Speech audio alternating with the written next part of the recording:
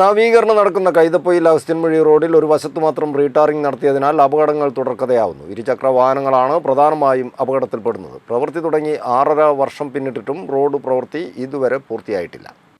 അധികൃതരുടെ അനാസ്ഥയുടെയും കെടുകാര്യസ്ഥതയുടെയും പ്രതീകമായി മാറുകയാണ് Kaithapoyil Agasthyanmuzhi road retarring.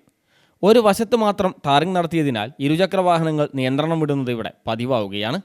Thiruvambady village office പരിസരം മുതൽ തമ്പലമണ്ണ റോഡിൽ സിലോൺ കടവ് വരെയുള്ള ഏകദേശം 2 കിലോമീറ്റർ ദൈർഘ്യത്തിൽ 2 ആഴ്ച മുമ്പ് ഒരു വശത്ത് മാത്രം റീടാറിംഗ് നടത്തുകയായിരുന്നു.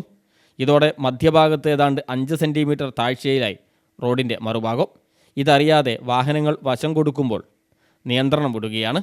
തിരുവമ്പാടി ഹോമിയോ ഡിസ്പെൻസറിക്ക് സമീപം കറ്റിയാട് ഭാഗത്ത് അപകട പരമ്പര തന്നെയുണ്ടായി. കഴിഞ്ഞ ദിവസം ബൈക്ക് മറിഞ്ഞ് യുവതിക്ക് സാരമായി പരിക്കേറ്റു.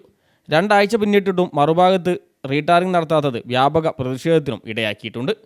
പ്രവൃത്തി തുടങ്ങി 6.5 വർഷം പിന്നിട്ടിട്ടും റോഡ് പ്രവൃത്തി ഇതുവരെ പൂർത്തിയായിട്ടില്ല. കേവലം 21.2 കിലോമീറ്റർ റോഡിൻ്റെ നവീകരണ പ്രവൃത്തിയാണ് ഇത്രയും വൈകുന്നത്. 2018 സെപ്റ്റംബറിലാണ് റോഡ് പണി ആരംഭിച്ചത്. നിശ്ചിത കാലാവധി കഴിഞ്ഞിട്ടും പണി പൂർത്തിയാക്കാത്തതിനെ തുടർന്ന് നാത്ത് കൺസ്ട്രക്ഷൻ കമ്പനിയെ സർക്കാർ 2.5 വർഷം മുമ്പ് പിരിച്ചുവിട്ടിരുന്നു. ഊരാളുങ്കൽ ലേബർ കോൺട്രാക്ട് സൊസൈറ്റി പകരം കരാർ ഏറ്റെടുത്തെങ്കിലും പണി ഇഴഞ്ഞു തന്നെയാണ് നീങ്ങുന്നത്. CTV പ്രാദേശിക വാർത്ത, തിരുവമ്പാടി.